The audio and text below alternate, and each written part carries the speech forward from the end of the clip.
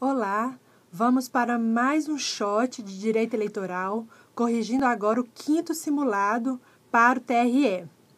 Eu estou muito animado com esse simulado, porque quem veio acompanhando os shots de direito eleitoral fez esse simulado assim, com 20 minutos.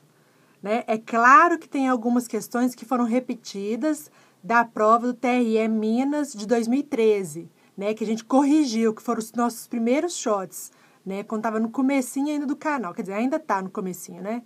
Então, né, são algumas questões retiradas da prova de analista judiciário, área judiciária, né? Então, eu já havia corrigido algumas questões, elas se repetiram aqui, mas em outras questões, os assuntos já foram falados, já são assuntos recorrentes, tanto de correção de questões quanto de esquemas que eu passei, tá?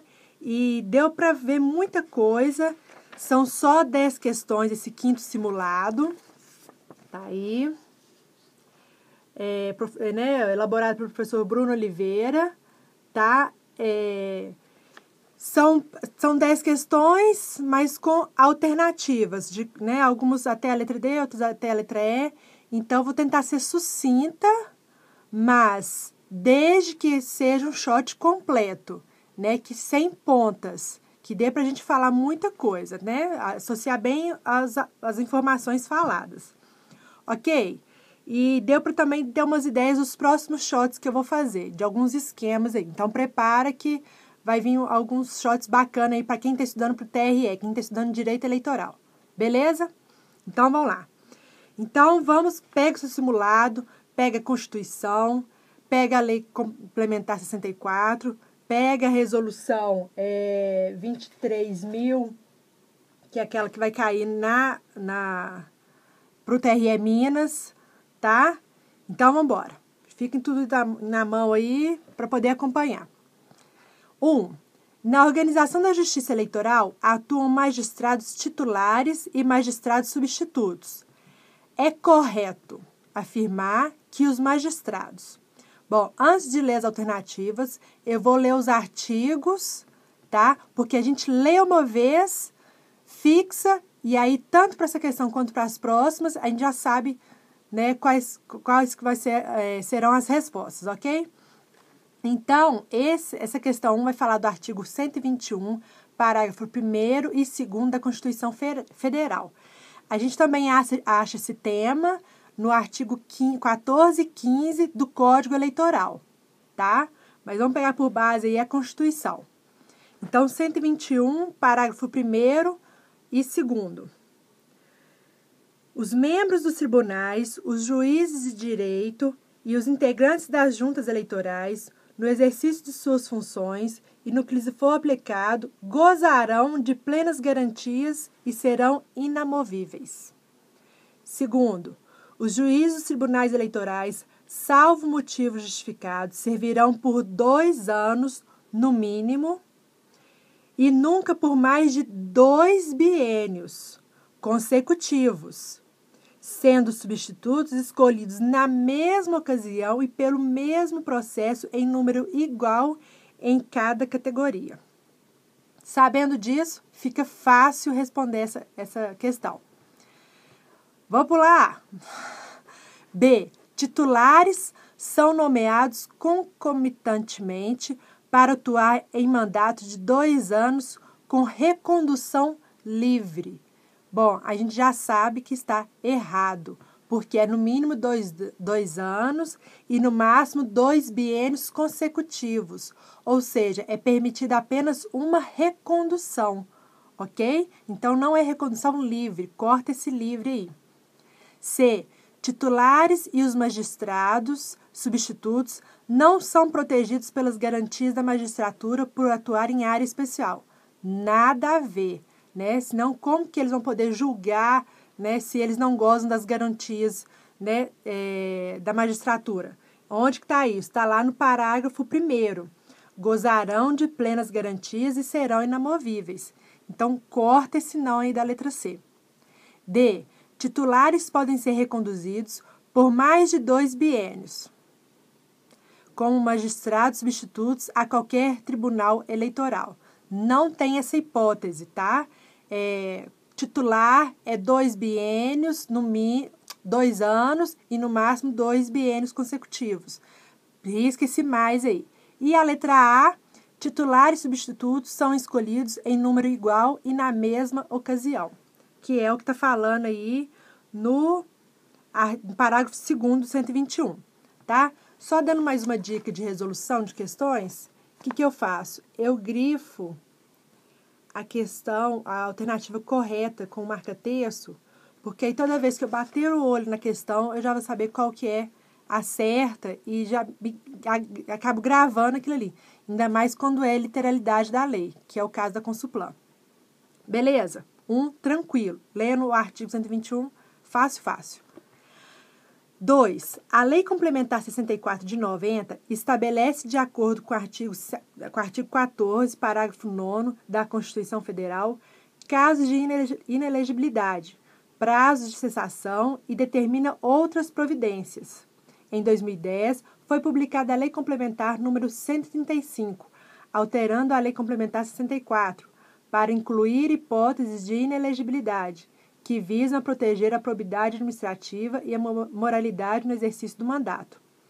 Competindo à Justiça Eleitoral conhecer e decidir as arguições de inelegibilidade, nos termos das referidas leis complementares, é correto afirmar. Antes de adentrar as alternativas, essa é a questão 37. É a questão 37 da prova tipo 1, TRE Minas 2013, área judiciária, analista judiciária, área administrativa, tá? Que foi o nosso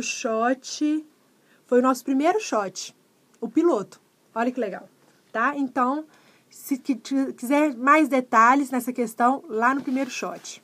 Mas vamos corrigir. Quando se tratar, então, que é correta, quando se tratar de candidato a presidente ou vice-presidente da República, a senador e a deputado federal, a arguição de inelegibilidade será feita perante o TSE. Errado. Como eu já havia falado, vou falar aqui de novo. Com certeza, eles vão tentar confundir competência de TSE com TRE. Candidatura federal com candidatura nacional. Presidente e vice-presidente, TSE. Governador e vice, deputado estadual, deputado federal e senador, TRE. Ok? Vereador e prefeito, juiz. Não pode confundir isso aí, tá?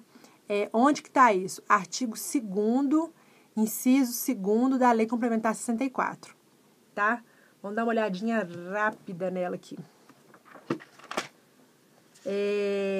Compete à Justiça Eleitoral conhecer e decidir as arguições de inelegibilidade. A arguição de inelegibilidade será feita perante 2. Os TREs, quando se tratar de senador, governador e vice, deputado federal, estadual e distrital. Beleza? Lê o primeiro inciso, o terceiro inciso, para ver o presidente e prefeito e vereador. Tranquilo. B. Transitada em julgado ou publicada decisão proferida por órgão colegiado que declarar a inelegibilidade do candidato, ser-lhe-á negado registro ou cancelado se já tiver sido feito ou declarado nulo o diploma se já expedido. Esse é o artigo 15 da Lei Complementar 64. Exatamente como está lá, né? Com as alterações da Lei Complementar 135. Né, que é decisão proferida por órgão colegiado. Beleza? Então, B, correta, tranquilo, que é a resposta. C, caberá a qualquer cidadão, candidato, partido político, coligação ou Ministério Público, no prazo de 5 dias, contados da publicação do pedido de registro do candidato, impugná-lo em petição fundamentada. Bom, como eu havia falado no primeiro essa aqui, né, questão 37, no primeiro shot de direito eleitoral, essa é uma alternativa polêmica, tá? Porque se a gente olhar o artigo 3º da Lei Complementar 64, não tem qualquer cidadão. Não tem. Ela está errada porque está escrito aí qualquer cidadão. Não. É só candidato. Aí eu fechei a lei. com qualquer candidato, partido político ou ligação em MP. Olha lá, ó, artigo 3º. Caberá a qualquer candidato, partido político ou ligação ao MP, no prazo de 5 dias, contados da publicação do pedido de registro do candidato, impugná-lo em petição fundamentada, tá? Mas, se a gente olhar a resolução 23.221 de 2010, deixa eu pegar ela aqui no celular, o artigo 38 vai falar assim, ó: qualquer cidadão, no gozo dos seus direitos políticos, poderá, no prazo de 5 dias, contados da publicação do edital relativo ao pedido de registro, dar notícia de inelegibilidade ao juiz eleitoral, mediante petição fundamentada apresentada em 2 vias, tá?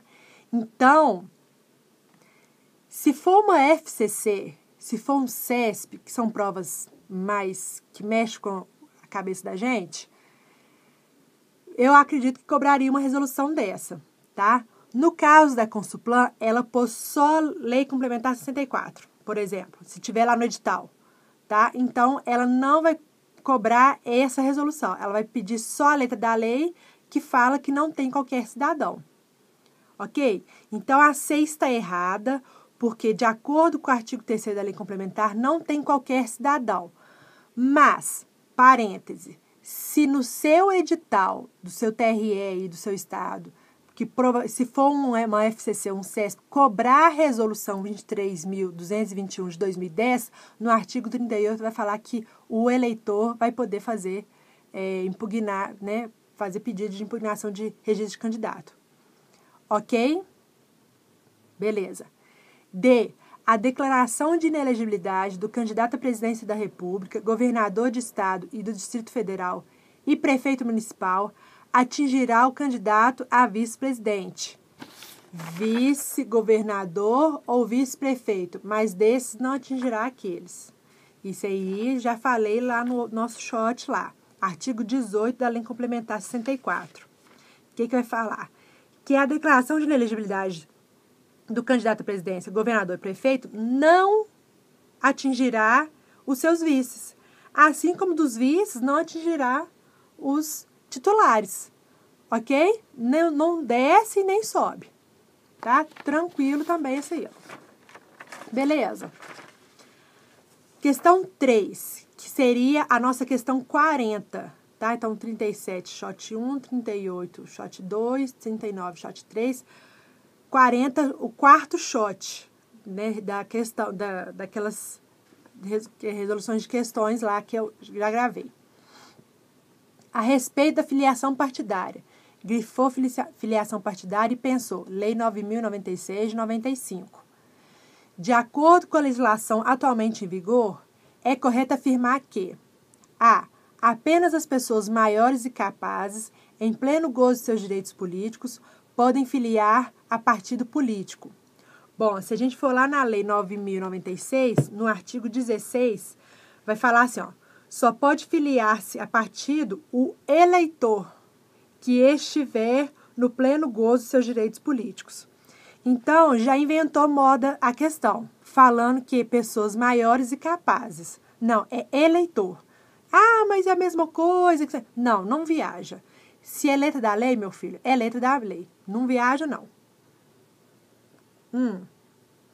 Mas aí, aqui já tem um arroz com feijão também, que é a resolução do TSE 23.117 de 2009, que eu até usei para a gente corrigir a nossa questão, lá no shot, lá no quarto shot. O que fala? Ele pega o artigo 16 e acrescenta, ressalvada a possibilidade de filiação do eleitor considerado inelegível. Ou seja, o eleitor inelegível, ele não pode ser eleito, mas ele pode candidatar a partido político? Pode se filiar? Pode, tá? Que é essa resolução que 23.117 de 2009 fala. Tá? Então, tem que ficar atento a esses pontos do edital. Se o edital abrange a resolução, vai cobrar isso aí. Se não, é a letra da lei. É o artigo 16 puro. Beleza? Então, A, errada, porque é eleitor. B, o cancelamento imediato da filiação partidária verifica-se somente nos casos de morte, perda dos direitos políticos e expulsão. Se a gente olhar o artigo 22, como a gente já leu das outras vezes, fala que tem outras formas previstas no Estatuto, com comunicação obrigatória ao atingido no prazo de 48 horas da decisão, tá? Então, quais são as formas de cancelamento imediato? Morte, perda dos direitos políticos, expulsão e outras formas. Ah, mas essas outras formas não contam. Conta sim, tá? Porque tem isso aqui conta, porque é com a comunicação obrigatória, então pode ter outras formas aí sim. Então, a B está errada porque está incompleta. Vamos lá. C. É proibido ao partido político estabelecer em seu estatuto prazos de filiação partidária superiores ao previsto na lei, com vistas à candidatura a cargos eletivos. Errado. De acordo com o artigo 20 da Lei 9.096, vai falar que é facultado. Então, o que está errado aí é só esse proibido. Corta esse proibido e põe aí, é facultado, tá? Porque o mínimo, se a gente olhar lá no artigo 18, vai falar que o mínimo é 1 ano. E aí, para você se candidatar pelo meu partido, eu quero ver se você é fiel mesmo. É filiação no mínimo de 2 anos. 3 anos. As regras são aí. Quer sair pelo meu partido? É 3 anos no mínimo. Ah, mas no de fulano é 1 ano. Então vai pro de fulano. Mas o mínimo é 1 ano. O partido pode colocar prazo superior? Pode. É facultado. Artigo 20 da 9.096. Beleza? D. Para concorrer a cargo eletivo, o eleitor deverá estar filiado ao respectivo partido por pelo menos 1 ano, antes da data fixada para as eleições majoritárias ou proporcionais. Artigo 18, letra da lei. Se um eleitor já filiado em um partido político quiser filiar-se em outro, basta que o requeira ao novo partido, desde que atenda às suas regras estatutárias, sendo cancelada a filiação anterior automaticamente. A gente acabou de ler o 22 aqui, quando que se dá o cancelamento imediato. Não, a letra E inventou uma nova regra, não é nada disso. Se a gente olhar o parágrafo único, vai falar o seguinte: quem se filia a outro partido deve fazer comunicação ao partido e ao juiz de sua respectiva zona eleitoral para cancelar sua filiação. Não tem nada de automático, tá? Se não o fizer no dia imediato ao da nova filiação, fica configurada dupla filiação, sendo ambas consideradas nulas para qualquer efeito, né? Para todos os efeitos. Ok? É no dia imediato, tá? Da nova filiação. Beleza? Então, é completamente errada. Parágrafo único do artigo 22. Joia. 4. Sobre os órgãos da Justiça Eleitoral, assinale a alternativa correta. Então, o tema órgãos da JE, que é a alternativa correta. A. O TSE, composto por 7 juízes, todos os magistrados de carreira, tem sede em Brasília e jurisdição em todo o país. Nossa, que bonito. Acho que essa é certa. Não, tá errada. Tá errada. Vão lá no artigo 119. Lá fala que são 3 do STF, 2 do STJ e 2 advogados, tá? Por nomeação do presidente da República, 2 juízes dentre 6 advogados de notável saber jurídico e idoneidade moral, indicados pelo STF, tá? Então, não é todos os magistrados de carreira. Corto todos aí. E acrescentam no mínimo, tá? É composto por no mínimo 7 juízes. Faltou isso aí também. Mas não que isso deixasse a alternativa errada, mas é só para complementar mesmo. Não podem fazer parte do TSE cidadãos que tenham entre si parentescos, ainda que por afinidade, até o 3º grau, excluindo-se, nesse caso, o que tiver sido escolhido por último. Nós corrigimos essa questão também. Essa aqui também é da prova do TRE Minas 2013. Não é 3º grau, vocês lembram? É 4º grau. Artigo 16, parágrafo 1º do Código Eleitoral. Está lá no Código. E também está no regimento interno do TSE.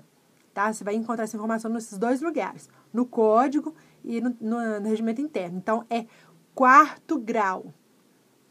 Beleza? C. Dos 7 juízes que compõem o TSE, 3 são escolhidos entre os ministros do STF, que serão necessariamente eleitos e nomeados presidente, vice-presidente e corregedor eleitoral? Não. Corregedor eleitoral vai sair do STJ. Onde que está isso? Artigo 119, parágrafo único da Constituição. Lá vai falar que o presidente e o vice-presidente saem do STF e o corregedor eleitoral dentre os ministros do STJ. Tá? E a D, o juiz do TSE e dos TRS, salvo motivo justificado, servirão por 2 anos, no mínimo, e nunca por mais de 2 biênios consecutivos, sendo substitutos escolhidos na mesma ocasião e pelo mesmo processo, em número igual para cada categoria. Artigo 121, parágrafo 2º da Constituição Federal. Nós já lemos, letra da lei. Beleza? D, certíssimo. 5. Essa aqui, eu acho que das 10 foi a mais chata. Eu tive que ir lá na resolução, não conheço a resolução não, fui lá, pesquisei, mas aí já entrou no meu rol de resoluções do TSE, que eu tenho que estar mais ou menos na cabeça, não para o próprio TRE Minas, não sei para Roraima e para o outro TRE que está aí em voga aí, né? E para os próximos TREs que vão vir. Se for uma FCC, essas resoluções provavelmente vão entrar. Então, tive que dar uma olhadinha nessa resolução do TSE 22.610 de 2007. O que ela fala? Disciplina o processo de perda de cargo eletivo em decorrência de desfiliação partidária, sem justa causa, e de justificação de desfiliação partidária. Essa resolução nasceu de consultas formuladas junto ao TSE a respeito dos efeitos da infidelidade partidária. Sua constitucionalidade já foi reconhecida pelo STF. Imagine-se que determinado senador da República, representante do Estado de Minas Gerais, deixa injustificadamente, ou seja, sem motivo, o partido pelo qual se elegeu e, a seguir, filia-se uma outra entidade partidária. Inconformado, seu partido de origem almeja reaver o mandato. Na hipótese de conformidade com a Resolução 22.610 de 2007, será competente para receber e examinar a pretensão do partido pelo qual se elegerá o senador Qual desses aí? Aí, nessa hora, tem que dar uma respirada. Não pode esquecer presidente, vice-presidente, TSE, governador, vice, deputado federal, deputado estadual, senador, TRE, prefeito, vereador, juiz eleitoral. Aí você foi correndo para marcar TRE de Minas Gerais. Não. Segundo o artigo 2º dessa mesma resolução, o TSE é competente para processar e julgar o pedido relativo a mandato federal. Nos demais casos, TRE do Estado. Então, quando é federal, vai ser TSE. Nos demais casos, que é o quê? Governador e vice, deputado estadual, prefeito, vice e vereador, TRE. Porque cargo federal é senador, deputado federal, tá? E nesse caso vai ser presidente, que é nacional, mas vai entrar aqui junto com o TSE. Entendido? Então, isso aqui é um parênteses. Esse vai ser uma hipótese de exceção dentro daquelas organizações, tá? Daquelas competências de TSE, TRE e juiz, tá? Então, tem que ficar atento aí com essa resolução com relação à filiação partidária. Desfiliação partidária, melhor, né? Então, nesse caso, na questão 5, a correta é TSE, porque o TSE é competente para processar e julgar o pedido relativo a mandato federal. Nos demais casos, vai ser o TRE do Estado. Tranquilo? Vamos lá para a questão 6. A Justiça Eleitoral brasileira completa 82 anos de existência em 2014. Suas competências, atribuições, estruturação e composição são peculiares, com certeza. No que tange à composição e à organização de nossos tribunais eleitorais, assinale a alternativa correta. A presidência dos TREs pode ser exercida por qualquer de seus membros, mediante eleição secreta. Vamos fazer uma baguncinha aqui. Não, corta esse qualquer aí. Segundo o artigo 120, parágrafo 2º da Constituição, vai falar que o Tribunal Regional Eleitoral elegerá seu presidente e vice dentre os desembargadores, que vão sair de onde? Do TJ, tá? Então, presidente e vice do TRS são desembargadores do TJ. B. Composto por 7 ministros, no mínimo. O TSE é sempre presidido por um ministro oriundo do Supremo Tribunal Federal. Certíssimo. Artigo 119 da Constituição Federal. Essa parte aqui, para você que vai fazer TRE, do 118 a o 121, você tem que decorar. Não, decorar assim, nem é decorar, não. É fazer disso aqui o seu dia a dia, seu hábito. Isso aqui tem que estar na cabeça assim, Porque é muito tranquilo, é fácil e vai cair, mas é com certeza. Mas é muito fácil. Mas vai cair assim mesmo, porque tem gente que não sabe. Tem gente que não leu essa parte, tá? Falei igual uma doidinha agora, mas é isso, é a verdade. Vamos lá. C. Pelo menos 2 dos ministros do TSE devem ser juízes de carreira, um indicado pelo STF e outro pelo STJ, artigo 119 da Constituição Federal. Olha, ao meu ver, eu que sou estudante como vocês, acredito que o erro dessa questão não é que eles são indicados, e sim eleitos, tá? Indicado vai ser só os advogados. Beleza? É lógico que vai ter uma troca ali. Você já foi? Não, então vai indicado você, vai ser eleito você e tal. Mas, se a gente for olhar, Constituição é eleito, tá?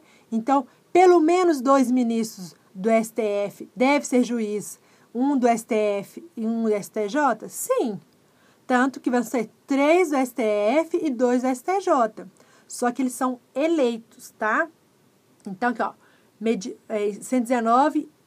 inciso 1º, mediante eleição pelo voto secreto. Aí vai falar dos 3 do STF e 2 do STJ, tá? D.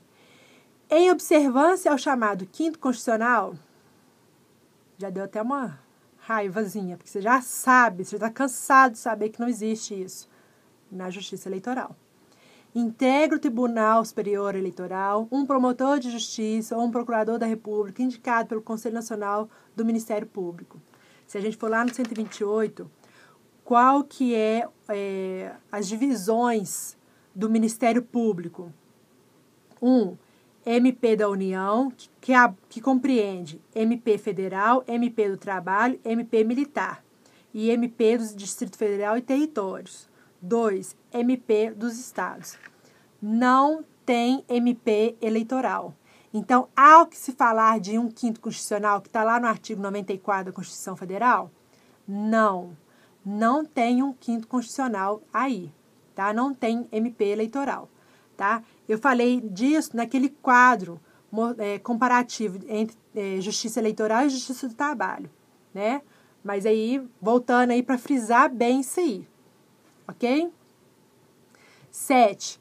Os eleitos para ocupar mandatos eletivos no Brasil são definidos segundo o sistema proporcional ou majoritário. Essa é boa. As regras constitucionais e legais é que definem qual o princípio adotado a depender do cargo. É correto afirmar que se elegem necessariamente por maioria absoluta todos... Vou até, todos eu não pus não, só pus a maioria absoluta. Vou pôr todos aqui, bem grifado. Todos os, tá?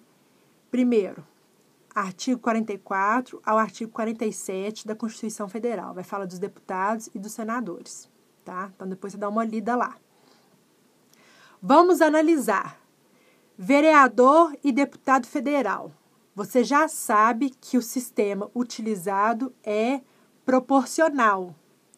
Então, há que se falar em maioria absoluta? Não, tá? Então, você já eliminou A e B. Senador da República. Vamos falar aí dos outros aí, ó. Prefeito, senador e governador. Deu uma duvidazinha aí. Senador é sistema majoritário, porém simples. Não é maioria absoluta. O que seria maioria absoluta? Um candidato, ele tem que ter 50% mais um em relação a todos os outros, tá? Agora, no caso do senador, se teve um cara com 40%, o outro com 20%, o outro com 20% também, aí já deu 80%, e o outro com 20%, vamos pôr aí, ó, um com 40%, um com 20%, 20%, 20%, 4 candidatos, 40%, 20%, 20%, 20%. Esse cara que teve maioria absoluta, não, ele teve maioria relativa, mas ele vai ser eleito senador daquele estado, tá? Então, senador é eleito por maioria absoluta? Não. O sistema é sistema majoritário, sim, mas é o simples, ou seja, maioria relativa. Aí você ficou em dúvida entre os dois, que é do executivo, prefeito e governador. Aí você já gritou, porque tá aqui, prefeito de capital. Que absurdo! Prefeito de capital vai ser maioria absoluta, sim, porque vai ter o segundo turno, porque é mais de 200 mil eleitores, é capital, nhenhenhê. Não gritou aí? A questão vai ser anulada. Fiquei esperando esse shot só para corrigir essa questão 7. Filhinho, respira. Acredite se puder. Prefeitos de capital, você pensa assim que vai ser sistema majoritário absoluto. Vai para o segundo turno, 200 mil eleitores, vai para o segundo turno e aí ganha aquele que tiver mais de 50% dos votos.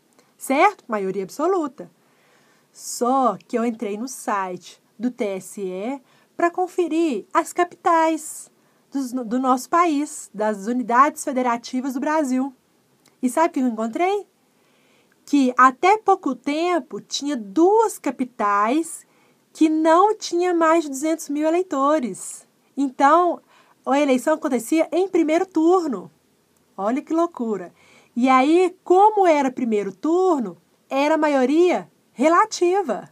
Menos de 200 mil eleitores, até 200 mil eleitores, maioria relativa. É o mesmo caso do senador. Então, se eu tenho 4 prefeitos numa cidade até 200 mil eleitores, se um teve 40 candidatos, né? Se um teve 40%, o outro 20%, 20%, 20%, esse que ganhou, tá? Não é a maioria absoluta. Então, mas aí, isso é até pouco tempo, tá? Mas agora, hoje, nós temos só uma capital que não tem mais de 200 mil eleitores, tá? Então, Boa Vista, de Roraima, saiu, tem pouco tempo, hoje já tem aproximadamente 203 mil eleitores, ou seja, até há pouco tempo ela ganhava ali só no primeiro turno, tá? E aí agora com esses 3 mil ela saiu, agora é segundo turno, maioria absoluta, tá? Mas Palmas, no Tocantins, tem aproximadamente, a capital tem aproximadamente 169 mil eleitores.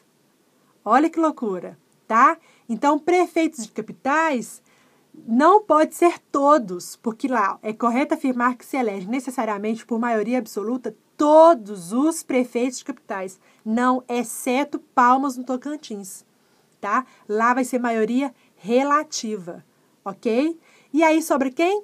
Governador, tá? Vai ser sistema majoritário absoluto, maioria absoluta. Tem o primeiro turno, os 2 mais bem votados vão para o segundo, ganha aquele que tiver mais de 50% dos votos, dos eleitores. Certo?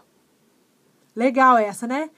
Depois eu vou fazer um shot só sobre isso, porque olha só, já tem 34 minutos, eu fiquei quase 10 minutos falando só sobre isso aqui, mas achei muito legal, muito legal. E isso merece um shot, com certeza.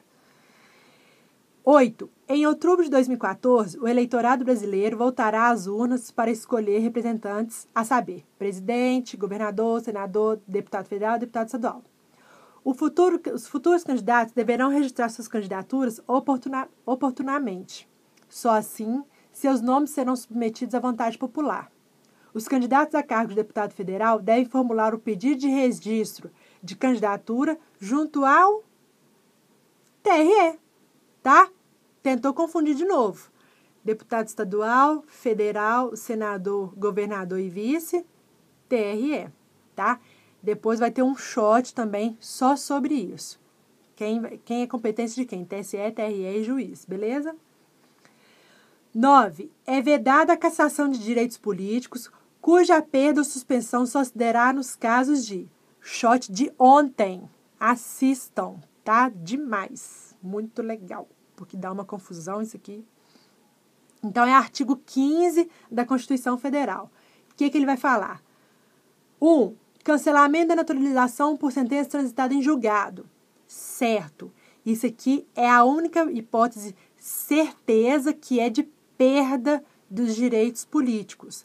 Tem uma outra hipótese lá que tem divergência aí na doutrina. Se é perda ou suspensão. Assista o shot lá que eu falei mais sobre essa discussão. Tá? Então, é perda ou suspensão? Sim. O cancelamento da naturalização por sentença transitada em julgado é a hipótese de perda dos direitos políticos. 2. Incapacidade civil relativa. É fato que eles vão brincar com isso. Não é relativa, é absoluta. No artigo 3º do Código Civil vai falar o que é, quem são os absolutamente incapazes civil, tá? Inventei isso aí, mas tá lá no artigo 3º do Código Civil. Vai falar quem possui incapacidade civil absoluta. E é esse caso aqui. E a hipótese de... Depois, olha lá, suspensão. Condenação criminal transitada em julgado enquanto durarem seus efeitos. Hipótese de suspensão. Tá certinho, de acordo com o artigo 15 da Constituição, tá? Então, os corretos são 1 e 3, tá? Alternativa B. E para fechar, nossa, o maior shot de todos os tempos, 10. Em relação ao acesso às informações constantes do cadastro do eleitor, com base na resolução TSE 21.532 de 2003, vai cair essa resolução na sua prova? Com certeza. Não importa a banca. Não quero nem saber qual é o estado. Vai cair. Tá? Essa é a resolução mais cobrada de todos os tempos. É incorreto. Você circulou o incorreto e pôs um X do lado, porque ele quer errada. É incorreto afirmar que... Então, você vai lá na resolução, a partir do artigo 29 e acompanha comigo. A. As informações constantes do cadastro eleitoral serão acessíveis às instituições públicas e privadas e às pessoas físicas. Grave isso aí. Sim, está correto. Instituições públicas, instituições privadas e pessoas físicas. Pessoas jurídicas pode? Não, não pode, tá? Mas a A está correta de acordo com o artigo 29. B. Em resguardo da privacidade do cidadão, não se fornecerão informações de caráter personalizado, constantes do cadastro eleitoral.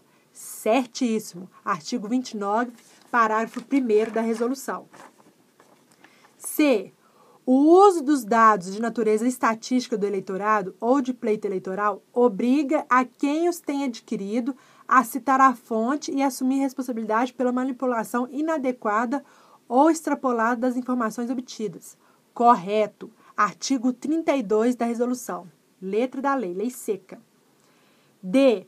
Os tribunais e juízes eleitorais poderão autorizar o fornecimento a interessados, em qualquer hipótese, dos dados relativos ao eleitorado ou ao resultado de pleito eleitoral. Artigo 31. Não poderão, tá? Não poderão. Se você for lá na resolução, tem um não de todo tamanho. E lá vai falar também quais que são, aqui ó, artigo 29, parágrafo 2º. Consideram-se para os efeitos deste artigo como informações personalizadas, ou seja, o que é considerado informação personalizada, tá? Então, dados pessoais referente à filiação, data de nascimento, profissão, estado civil, escolaridade, telefone e endereço, tá? Grava isso aí, tá? Isso aí é interessante gravar assim. Quais que são as informações personalizadas. Bom, vou terminar esse shot aqui que já está enorme. Esse simulado está delicioso. Façam, grifem. E eu já tive altas ideias de outros shots aí. Vou fazer do sistema proporcional majoritário. Vou fazer sobre as competências de TSE, TRE e juiz. E vou fazer um mais organizadinho sobre composição. O quadro comparativo era só uma ideia de como você pode estudar Justiça Eleitoral e Justiça do Trabalho, para quem vai fazer TRT e TRE, ok? Mas agora eu vou fazer um bem detalhadinho para a gente matar essa questão. Beleza? Um abraço e até mais.